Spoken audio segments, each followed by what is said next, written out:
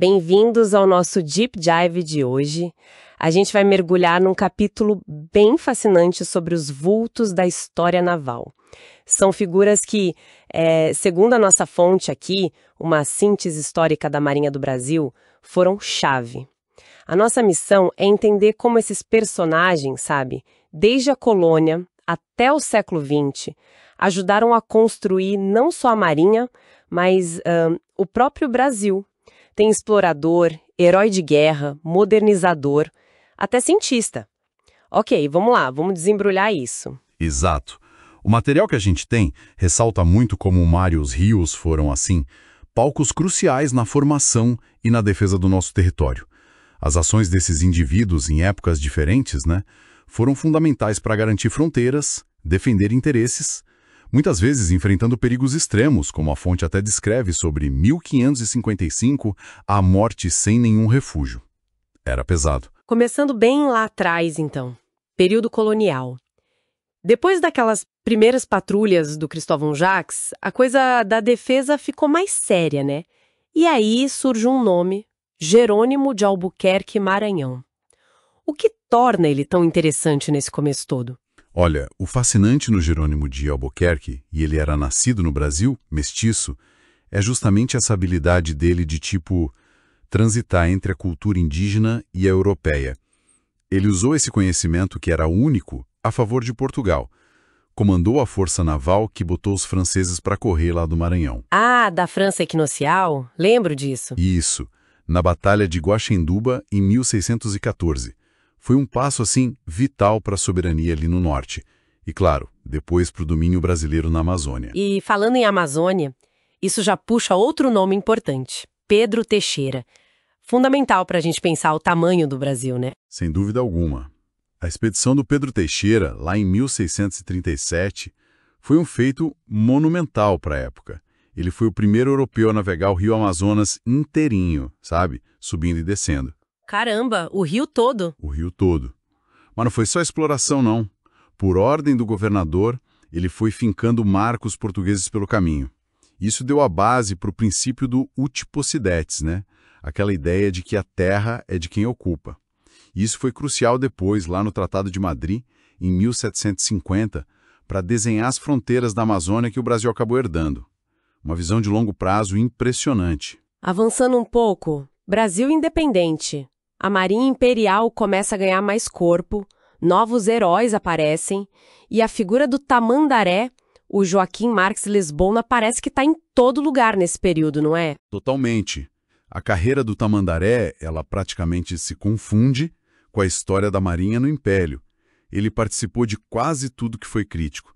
Guerra da Independência, Cisplatina, Campanha Oriental, chegou a comandante em chefe na Guerra da Tríplice Aliança. Uau! Mas o interessante não é só essa longevidade ou estar em tantos conflitos.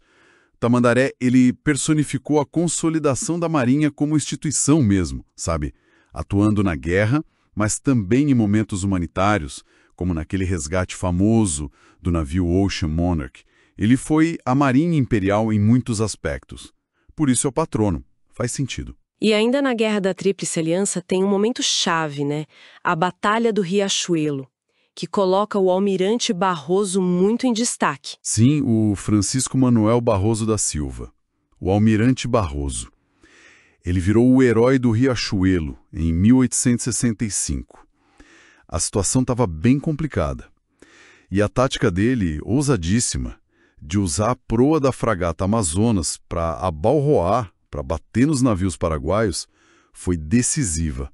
Mudou o rumo da guerra no mar ali. Uma manobra de impacto, literalmente. Exato. E as ordens dele naquele dia: atacar e destruir o inimigo mais perto que puder. E o Brasil espera que cada um cumpra o seu dever. Viraram lemas na Marinha.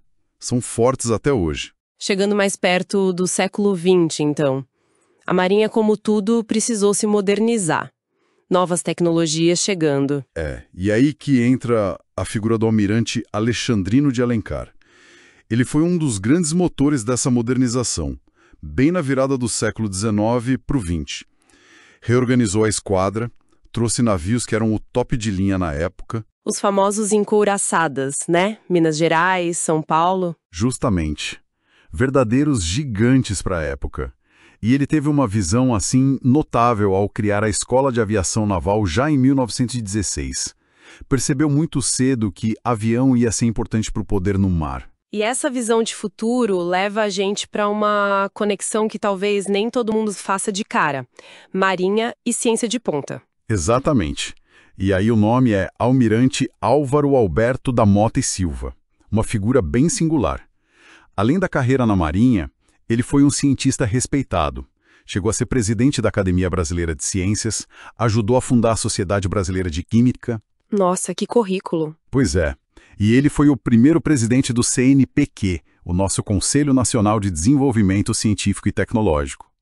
E foi pioneiro na defesa de uma política nuclear brasileira que fosse autônoma, sabe? Focando no enriquecimento de urânio por ultracentrifugação. Uma tecnologia que o Brasil hoje domina, em grande parte por causa dessa visão lá atrás. Então, olhando para essa galeria toda de vultos, o que a gente tira disso? Parece que tem uma linha contínua, né? Começa com defender ou explorar o território lá no início. Isso. Passa por afirmar a independência, ganhar guerras decisivas e chega na modernização, em trazer a ciência mais avançada para dentro da Marinha. Precisamente. Acho que o fio condutor é essa combinação de dedicação dessas pessoas com uma compreensão estratégica da importância do mar, dos rios e do conhecimento para o Brasil.